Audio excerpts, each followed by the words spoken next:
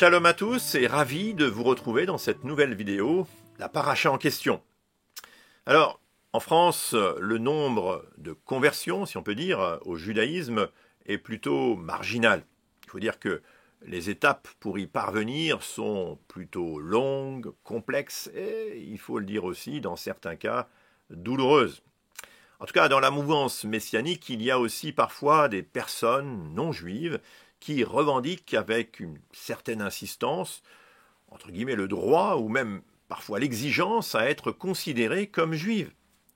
Encore faut-il ici exclure les cas de chrétiens qui, entre guillemets, là encore, se sentent juifs ou qui se disent spirituellement juifs. Une vision, en fin de compte, assez subjective des choses. Pour la plupart des juifs, tout cela peut être prêté à sourire, tant les arguments sont en définitive assez superficiels et même nourris de préjugés infondés. Le fait d'être juif n'est pas un choix, à proprement parler, en tout cas pas un choix personnel. En réalité, c'est notre ascendance qui choisit en quelque sorte pour nous. Par ailleurs, sans vouloir vexer qui que ce soit, être juif ne donne pas vraiment de privilèges social, économique ou même, d'une certaine façon, spirituel. À moins alors de considérer la persécution et la haine d'une bonne partie du monde contre le peuple juif comme une sorte de privilège. Et j'en passe à propos des chrétiens, prompts aussi à cataloguer les juifs d'aujourd'hui au même rang que les pharisiens d'hier. Une opinion, il faut bien le dire, plutôt chargée de préjugés.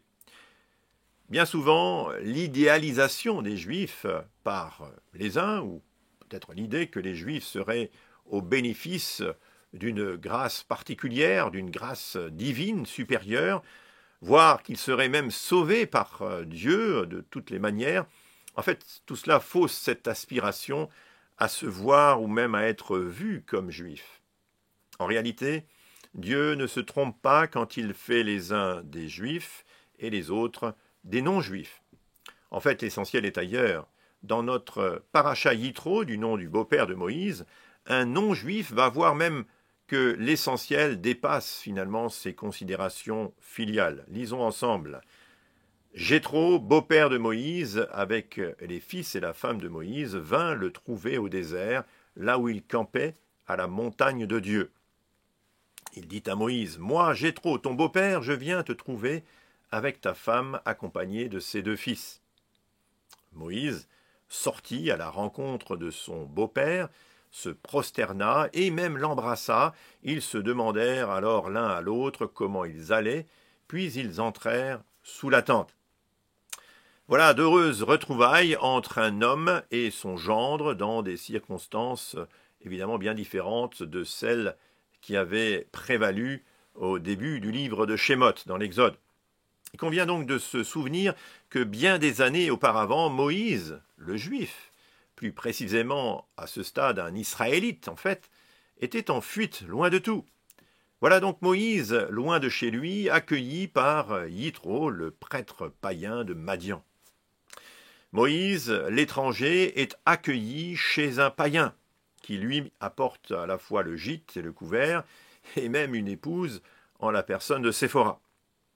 Sans revenir sur ces premières années, notre paracha met à présent l'accent sur une rencontre en quelque sorte un petit peu inverse. C'est là le vieux Yéthro qui fait le voyage pour aller à la rencontre de Moïse, conducteur du peuple d'Israël. Yitro, l'étranger, est accueilli parmi les Israélites qui lui offrent gîte et couvert. Yitro refusera cependant l'offre de Moïse de séjourner au milieu du peuple d'Israël. Alors, qu'en retirer pour nous dans ce récit ? Les deux hommes se connaissent depuis de nombreuses années, mais ils n'ont pas toujours été peut-être sur la même longueur d'onde. Le récit biblique, comme d'ailleurs le Midrash, suggère des relations peut-être assez difficiles, ou en tout cas conflictuelles, houleuses même peut-être entre ces deux hommes. Le départ de chez Yitro, de chez Jéthro, le renvoi de Séphora au chapitre 4 témoigne peut-être justement d'incompréhension, ou au moins d'une certaine mésentente. Ce qui change la donne cependant, c'est que Yitro vient de découvrir une chose extraordinaire, capitale même pour sa propre foi. En effet, Yitro a reconnu que le Dieu d'Israël est le seul vrai Dieu, et que toutes ces expériences passées, peut-être dans l'idolâtrie, n'étaient que finalement vanité. Notez que même si ici la confession de foi de Yitro intervient après que Moïse ait raconté les œuvres de Dieu, rien n'empêche de penser que Yitro n'ait pas eu vent aussi de toutes ces choses auparavant.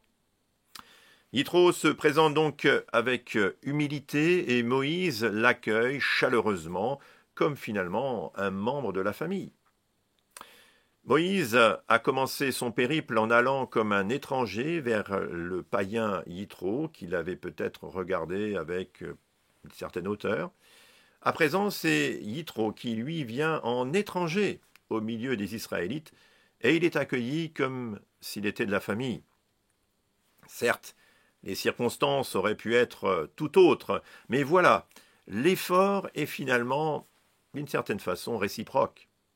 Avec humilité, pour Yitro, en allant au-devant de Moïse et du peuple d'Israël, et ce en toute simplicité, pour Israël, qui accueille finalement et écoute le non-juif Yitro sans lui imposer aucune contrainte, finalement. Ceci illustre peut-être la perspective de l'accueil mutuel du juif et du non-juif, ayant fait l'un et l'autre l'expérience d'une rencontre avec le Mashiach, avec le Messie. De nos jours, comme hier, ce qui compte n'est pas l'apparence, mais l'attitude du cœur, la reconnaissance de l'œuvre de Dieu, comme nous le lisons au chapitre 18 et au verset 8. Moïse, finalement, raconta à son beau-père tout ce que le Seigneur avait fait au Pharaon et à l'Égypte à cause d'Israël, ainsi que toutes les choses pénibles qui les avaient atteints en chemin et dont le Seigneur les avait délivrés. Yitro se réjouit de tout le bien que le Seigneur avait fait à Israël et de ce qu'il l'avait délivré de la main des Égyptiens.